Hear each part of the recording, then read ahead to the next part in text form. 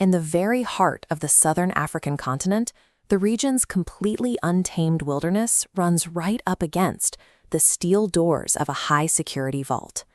To the outside world, Botswana is the ultimate wildlife sanctuary. It holds the largest elephant population on the planet, over 130,000 of them, roaming freely across pristine wetlands. But accessing that sanctuary requires serious capital. A stay in one of these isolated luxury safari lodges will routinely run you $2,000 a night. Yet step outside the private reserves, and the financial reality for the remaining 99. A single night on safari costs almost 7 times the monthly rent of a modern apartment in the capital. How can a nation maintain an ultra-expensive exterior while running on a highly affordable local economy? And more importantly, who is this system actually built for? To answer that, we have to look past the travel brochures and segment the country strictly by your intent. Are you coming to visit, or are you looking to relocate? What you'll find is a heavily bifurcated access model. It punishes the unprepared traveler, but highly rewards the targeted visitor or the skilled worker. If you are arriving for leisure, your timing dictates everything. The entire safari ecosystem revolves around the dry winter season, running from May to September. During these dry months, a geographical anomaly occurs. The massive Okavango Delta floods, but instead of flowing out to the sea, it empties directly into the arid Kalahari Desert.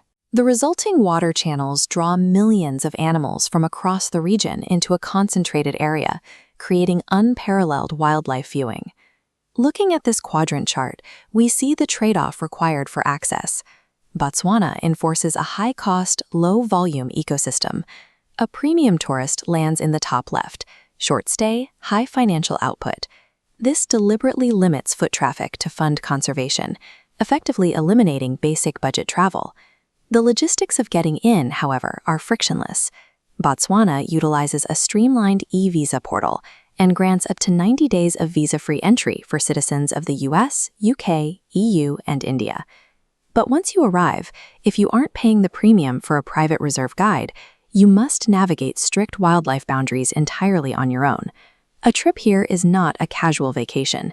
It is a significant financial investment into absolute exclusivity and ecological preservation. Now let's pull away from the wilderness and look at the economic engine. Welcome to the capital city, Gaborone.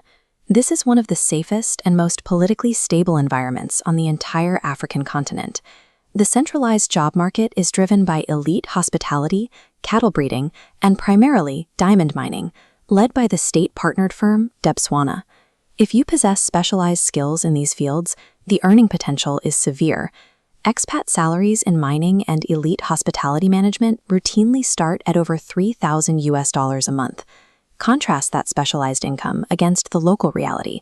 A modern one-bedroom apartment in Gaborone runs between $300 and $550 a month.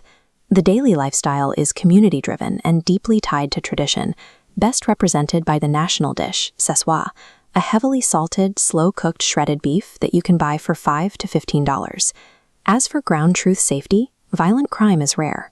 But you are living in a major commercial hub, meaning you must remain vigilant regarding standard petty street crime. Bringing our quadrant chart back, the math becomes clear. For the skilled expat, the data plots firmly in the bottom right. Long-term stay with very low relative living costs. You earn a high-tier salary while spending a fraction of it on daily life. It is a rare form of geographic arbitrage, provided your resume fits exactly into a two-industry economy. Botswana does not cater to the middle ground. It demands precise intent and the capital to back it up. This flowchart maps your intent directly to the realities we've covered.